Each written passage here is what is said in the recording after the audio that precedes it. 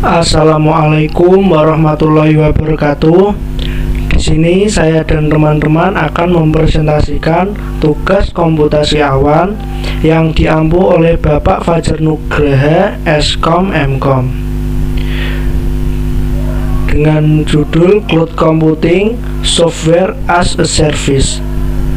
Sebelum masuk ke pembahasan, izinkan kami untuk memperkenalkan anggota kelompok kami, yaitu yang pertama Muhammad Haidar Lutfi dengan NIM 2019-53023, lalu Muhammad Syahjali Ibnu Asari dengan NIM 2019-53035, kemudian Muhammad Raihan Nur Farizi dengan NIM 2019-53038, kemudian Muhammad Fakih dengan NIM 2019-53047, lalu yang terakhir Muhammad Rafli Anwar dengan NIM 2019-53056. Baik, saya akan meneruskan apa yang perlu dibahas dalam proposal tersebut. Yang pertama yaitu ada latar belakang, yang kedua cloud computing, dan yang ketiga yaitu contoh aplikasi software as a service. Yang pertama, latar belakang. Secara umum dalam IT, yaitu teknologi informasi, telah membawa perbaikan yang signifikan dalam operasi bisnis dan dalam seluruh kehidupan manusia secara keseluruhan. Pada pesatnya perkembangan teknologi di negara-negara maju membuat para penelitian semakin haus akan tenaga komputasi yang dapat menjawab tantangan dan permasalahan yang mereka hadapi. Walaupun sudah memiliki super komputer dengan kapasitas dan kecepatan kerja yang sangat tinggi, apa yang sudah ada dirasa tetap kurang karena mereka berusaha memecahkan permasalahan yang lebih besar lagi. Lalu muncullah teknologi yaitu cloud computing. Cloud computing tercipta karena timbulnya kendala seperti keterbatasan atau pemborosan resource komputer yang menyebabkan terhambatnya beberapa kegiatan perkomputasian. Agar terciptanya efisiensi dalam perusahaan-perusahaan besar di bidang IT, teknologi informasi pun sekarang beralih menggunakan teknologi cloud computing. Untuk materi selanjutnya akan diteruskan oleh teman saya. Selanjutnya, saya akan melanjutkan presentasi dari teman saya sebelumnya. Nama saya Muhammad Syahjali Ibnu Asari, NIM 2019-53035. Materi selanjutnya yaitu tentang cloud computing. Cloud computing merupakan layanan penyimpanan data secara online di storage server. Atau dengan kata lain, data kita akan disimpan pada database milik server online. Dengan cloud computing, pengguna tidak perlu lagi untuk membawa data digitalnya dalam alat penyimpanan yang banyak memakan waktu-waktu yang dapat diunduh dan diambil lagi untuk digunakan melalui jaringan internet untuk mengakses data di server. Seorang pengguna cloud membutuhkan perangkat lain seperti laptop, komputer, desktop, komputer pad, dan ponsel pintar.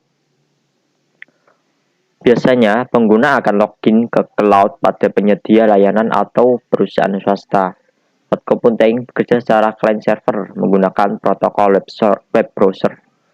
Cloud menyediakan server berbasis aplikasi dan semua layanan data kepada pengguna dengan output ditampilkan pada perangkat lainnya. Selanjutnya yaitu sejarah cloud computing. Konsep awal cloud computing muncul pada tahun 1960 oleh John McCarthy yang berkata, komputasi suatu hari nanti akan menjadi sebuah utilitas umum. Ide dari cloud computing sendiri bermula dari kebutuhan untuk membagikan data untuk semua orang di seluruh dunia. Mohammed G.R.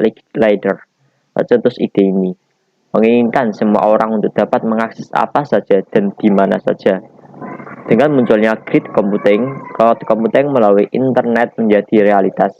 Cloud computing merupakan evolusi dari virtualization, service-oriented, autonomic, dan utility computing.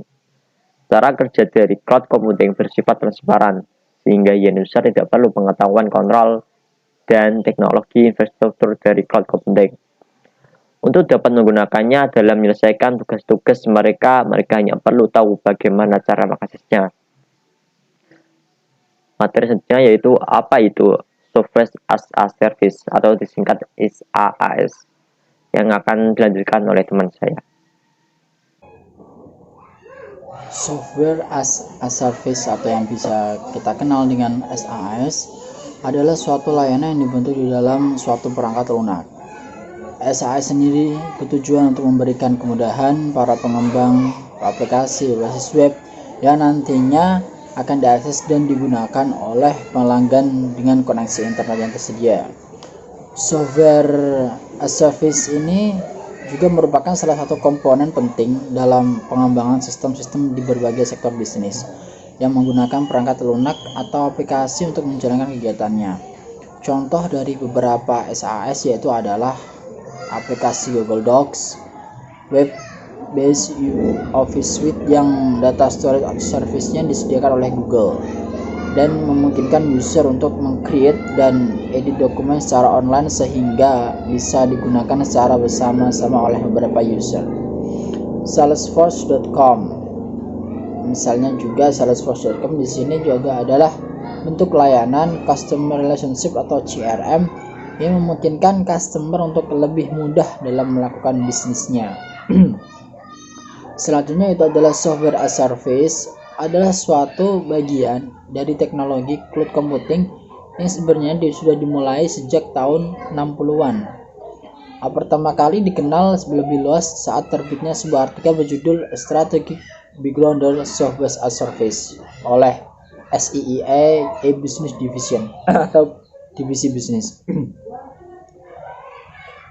SaaS sendiri merupakan ekstensi dari paham model ASP, akan tetapi hal ini beberapa kondisi mungkin berbeda dengan ASP.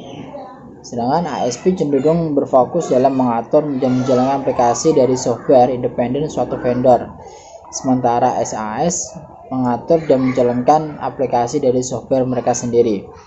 Penggunaan SaaS lebih praktis bagi para pengguna internet karena mereka tidak perlu repot untuk melakukan instalasi software manual, apalagi sampai berbelit-belit. Mereka hanya mendownload dari web link, berbeda dengan ASP yang perlu instalasi manual dari komputer pelanggan. Untuk sementara ASP hanya berfokus pada beberapa sektor bisnis yang mampu bekerja dengan banyak sektor dan pelanggan dengan terkontrol. Software as Service untuk distribusi di sini adalah pendistribusian model SaaS dapat dikatakan cukup sulit bagi software tradisional yang ingin bergabung dikarenakan struktur dan pandangan dari SaaS sendiri berbeda dengan software-software terdahulu. Bisa dikatakan bahwa perbedaan ini mencakup hampir semua sektor dalam dunia bisnis dan ekonomi. Akan tetapi, usaha penggabungan dari software lama ini itu sangat penting untuk kelangsungan dunia. Untuk selanjutnya disampaikan oleh rekan Rafli. Terima kasih.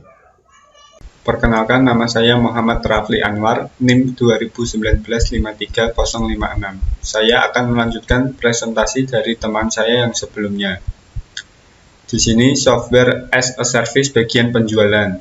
Software as a Service atau SaaS memiliki cara yang berbeda dalam mempromosikan dan dalam memberikan layanan mereka pada pelanggan. SaaS memiliki harga jual yang lebih murah dibandingkan dengan perangkat tradisional. Mereka menggunakan sistem berlangganan, umumnya selama per bulan atau per tahun. Hal ini dilakukan berdasarkan observasi banyaknya pengguna aplikasi, karena SaaS juga memperhatikan area profit.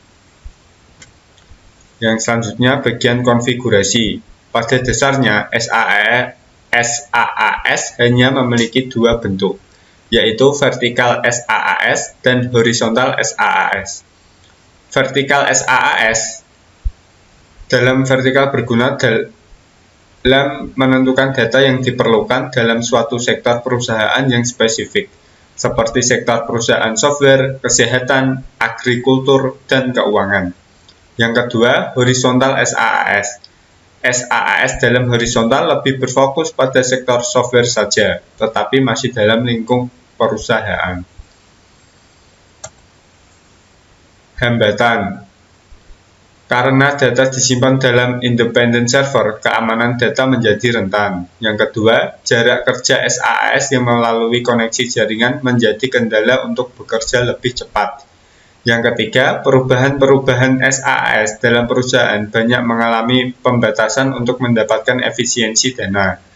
Keamanan data yang tersimpan dalam SaaS bisa menjadi akses bagi para kriminal karena akses data yang rentan. Yang terakhir, karena menggunakan koneksi internet, pemindahan jumlah data yang besar akan menjadi masalah. Terima kasih. Sekian presentasi dari kelompok kami. Bila ada kesalahan atau kekurangan, saya mewakili mohon maaf. Wassalamualaikum warahmatullahi wabarakatuh.